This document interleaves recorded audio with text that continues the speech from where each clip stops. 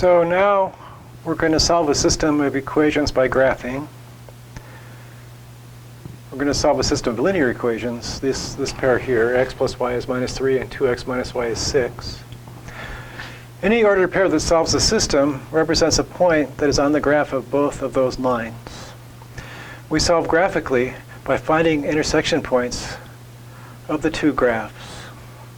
So what we have to do is make a graph of each of those lines. Try to read off where they cross. Hopefully they cross at a place that's easy to recognize.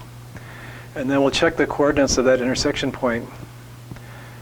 It needs to solve both equations. So if we read it off a little bit incorrectly, maybe we can fix it if we can't seem to get it to work. Let's check it out though. So first we'll do x plus y equals minus 3. So we'll try the intercepts. The intercepts are when either x or y is 0.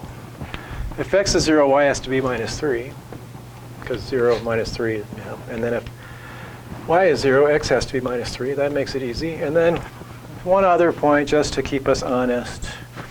Let's try, pick something. We've already used those up. Let's try x equal to 2. Then y has to be minus 5. Okay. And we'll plot those. Here we go. X is 0, y is 3. Oh, minus 3 down here. X is minus 3, y is 0.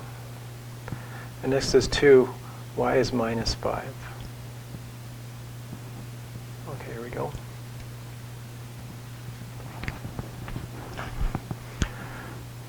Not bad. And then the same process for 2x minus y is 6. We'll try the intercepts. If x is 0, y is minus 6, because 0 minus minus 6 is 6. And if y is 0, then x has to be 3. We'll see where that comes out. So if x is 0, x is 0, y is minus 6. That's down here. Oh, x is minus 3. No, wait. No, x is 3. X is 3. X is 3, y is 0. That's up here. Maybe I'll take another point over here like x is 6. What the heck? 6 for x?